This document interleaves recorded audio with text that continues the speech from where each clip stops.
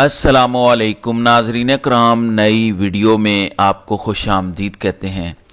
Drop site news کی story نے تہلکہ مچا دیا ہے، کتنے بڑے پیمانے پر قتل عام ہوا۔ کچھ ویڈیوز بھی پوسٹ کی گئی ہیں، لیکن میں آپ کو کچھ چیزیں بتاتا ہوں کہ کھیل کیا ہے۔ بہت کچھ سمجھ آ جائے گا، لیکن اس سے پہلے آپ کو دو چیزیں بتانا چاہتا ہوں۔ سب سے پہلی ڈیولپمنٹ، سعودی عرب جس نے سو کالڈ پاکستان سے دفاعی معاہدہ کیا تھا، اب وہ امریکہ سے دفاعی معاہدہ کرنے جا رہا ہے، اسی طرز پر جیسے قطر نے حالیہ دنوں میں امریکہ کے ساتھ ایک دفاعی معاہدہ کیا۔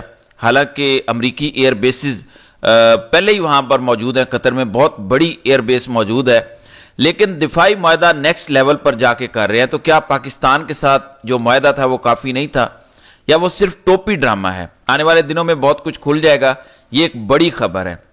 جو ٹی ایل پی کے ساتھ ہوا اس پر میں آتا ہوں، لیکن پہلے ہم دیکھتے ہیں کہ سہیل آفریدی نے کیا پوسٹ کیا ہے۔ وہ کہتے ہیں کہ میں نے آج وفاقی حکومت کی زراعت اور افغان مہاجرین کے حوالے سے میٹنگ میں ذاتی طور پر شرکت سے اس لیے معذرت کی ہے کیونکہ خیبر پختونخوا کی عوام نے عمران خان کو ووٹ اور مینڈیٹ دیا ہے۔ جب تک میں عمران خان سے مل کر پالیسی گائیڈ لائنز نہیں لیتا، کسی ایسی میٹنگ میں شرکت صوبے کی عوام کی مینڈیٹ کی توہین ہوگی۔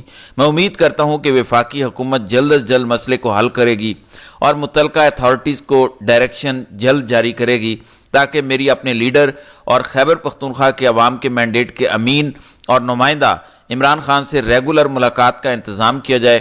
اس حوالے سے ہماری قانونی ٹیم اسلام آباد ہائی کورٹ سمیت تمام قانونی فورمز پر بھی جا رہی ہے۔ تو میٹنگ تھی افغانستان کے حوالے سے، اس میں سہیل آفریدی نے جانے سے یہ کہہ کر انکار کیا کہ پہلے میری عمران خان سے ملاقات ہونے دیں۔ دیکھیں، اگر آپ وفاقی اداروں کی طرف سے یا حکومت کی طرف سے یہ آتا ہے کہ یہ جان کے نہیں آ رہے، یہ سبوتاج کر رہے ہیں، عمران خان ملک سے بڑا ہو گیا ہے، ایسے کیسے ہو سکتا ہے؟ بھائی عمران خان ملک سے بڑا نہیں ہے تو ملاقات کرنے دینا، کیوں روک رہے ہو؟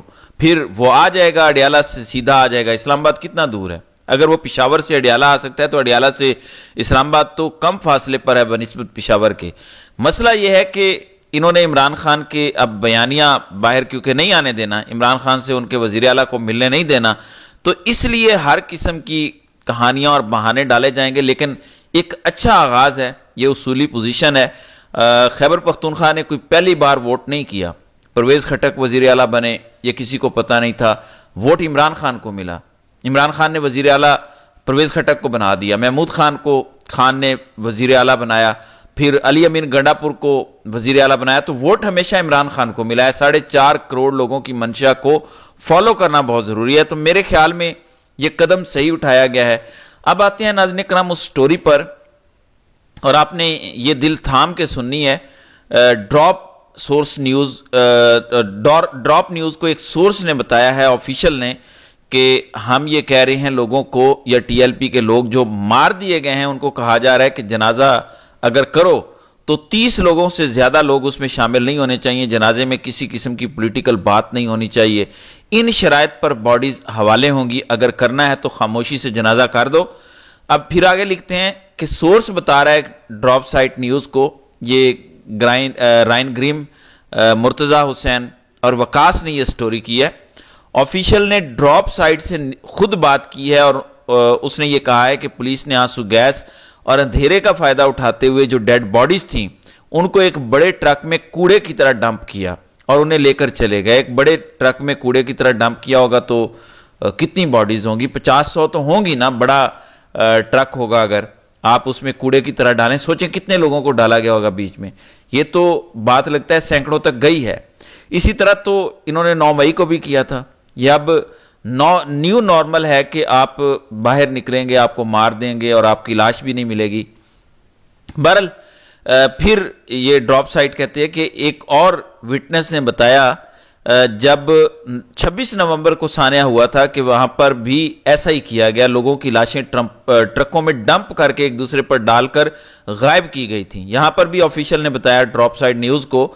اب اس سٹوری کا اگلا حصہ سنیں ذرا، جو شہزاد اکبر نے خبر دی تھی اس حوالے سے، ذرا دیکھتے ہیں کہ پاکستان کے ایک انٹیلیجنس سورس نے بتایا کہ آپ پارا میں ایک میٹنگ ہوئی تھی، وہاں پہ سینئر جنرل نے لاہور سیکٹر کمانڈر کو یہ حکم دیا کہ تم ٹی ایل پی کو کہو کہ مارچ کرے، امریکی ایمبیسی کی طرف آئے، اور وہاں پہ نعرے لگنے چاہیے کہ کسی صورت اسرائیل کو قبول کرنا تسلیم ہم نہیں کر سکتے۔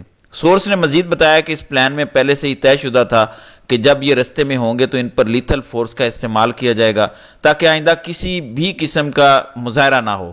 یعنی پوری گیم اب آپ کو سمجھ آ گئی ہوگی، تو ہم دوسرا حصہ بھی دیکھتے ہیں، زیادہ بہتر سمجھ آ جائے گی. ڈراپ سائٹ نیوز مزید لکھتا ہے کہ the source close to Saad Rizvi said that T L P leader had been hesitant to proceed with the protest. یعنی سعد رضوی ہچکچاہٹ کا شکار تھا اس مارچ کے حوالے سے، but proceeded after some one with authority provided ہم assurance that he would be protected and that the action would not run afoul of the Pakistan military establishment. So سعد رضوی جو ہچکچاہٹ کا شکار تھا اس مارچ کے لیے، اس کو ایک طاقتور بندے نے کہا کہ تمہاری حفاظت کی جائے گی، تم فکر نہ کرو اور آگے بڑھو، کوئی ایسا مسئلہ نہیں ہوگا. تو ناظرین کرام، یہ پورا پلان سامنے آ گیا. اب اس میں کتنی سچائی ہے یہ الگ بات ہے. اگر ایسا ہے جیسا کہ ڈراپ سائٹ نیوز دعویٰ کر رہا ہے تو یقیناً اس کے ذریعے امریکہ کو یہ بتانا مقصود تھا کہ دیکھیں ہم کتنی مشکل میں ہیں، یہاں پہ بڑے بڑے مظاہرے ہو رہے ہیں. ایک تو یہ وجہ ہو سکتی ہے، دوسرا یہ کہ جب یہ ایکچولی تسلیم کریں گے اسرائیل کو، جب یہ اور بہت سارا کام کریں گے تو آئندہ کوئی مظاہرہ نہ ہو. یہ ڈراپ سائٹ نیوز کو بتایا گیا انٹیلیجنس سورس کی جانب سے کہ یہ پلان کا حصہ تھا. پہلے انہیں بلایا گیا، پھنسایا گیا اور پھر ان کو مارا گیا. یہ سب پہلے سے پلاننگ کا حصہ تھا تاکہ ایک کوا مار کے لٹکا دیا جائے، اور جب ہم اسرائیل کو تسلیم کریں یا فرداً ہم جتنے بھی کام کرنے جا رہے ہیں وہ کریں تو کسی کی جرت نہ ہو. ظاہر ہے جب آپ اسرائیل کو تسلیم کریں گے تو خالی اس کو تسلیم تو نہیں نہ کرنا، اسلام آباد میں اسرائیل کا سفارت خانہ قائم کرنا پڑے گا، کسی بلڈنگ کو ڈکلیئر کرنا پڑے گا کہ یہ اسرائیل کا سفارت خانہ ہے. اس سب سے بچنے کے لیے کہ کوئی ریئیکشن آئے اور یہ کام مشکل ہو جائے، ایک کوا مار کے لٹکانا ضروری تھا.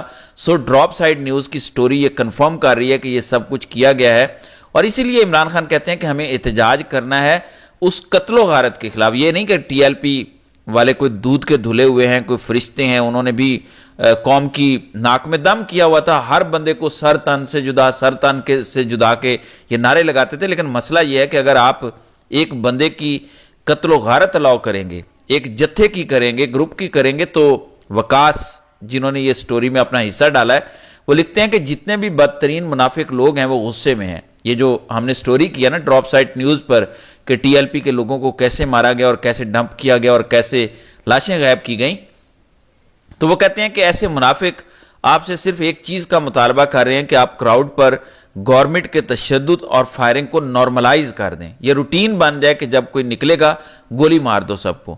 نیچے وہ فائنل لائن لکھتا ہے کہ today it is a group you hate but tomorrow it will be you I promise. یعنی آج ایک ایسا گروپ نشانہ بنا ہے جس سے آپ لوگ نفرت کرتے ہیں، لیکن کل آپ اس کا نشانہ بنیں گے اور میں پرومس کرتا ہوں اس بات کا. تو یہ بالکل بات درست ہے کہ اگر ہم یہ کہیں گے ہم تو نہیں ہیں، یہ ایسے لوگ ہیں جو انتشار پھیلاتے ہیں، برے ہیں، تو کل آپ کو بھی مارا جائے گا. اگر کسی ایک بندے کا ماورائے عدالت قتل جو ہے اس کو آپ نے درست قرار دے دیا اور یہ چند لوگوں کی جو ہارڈ سٹیٹ ہے اور یہ یقین ہے یہ درست ہے، تو پھر آپ یقین مانیں کہ کل کو آپ کو گھروں سے نکال کے گولی مار دی جائے گی اور کہا جائے گا کہ تم بھی انتشاری پوسٹ کیا کرتے تھے، تم سوشل میڈیا پہ یہ ڈالتے تھے، تم انڈیا کے بیانیہ پھیلاتے تھے، تم فلاں بات کرتے تھے، تم یہ کرتے تھے، وہ کرتے تھے. اس لیے آواز اٹھانا اصولی بات ہے. اس لیے آج خیبر پختونخوا میں قتل و غارت کے خلاف احتجاج ہو رہے ہیں مختلف جگہوں پر. دیکھیں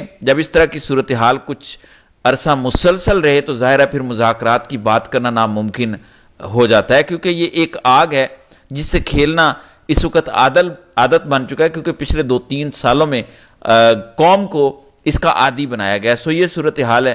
بہرحال دیکھتے ہیں کہ آگے ہوتا ہے کیا. تو ناظرین کرام، آپ کی اس ویڈیو کے حوالے سے کیا رائے ہے؟ آپ اپنی رائے کا اظہار کامنٹ سیکشن میں ضرور کیجئے گا.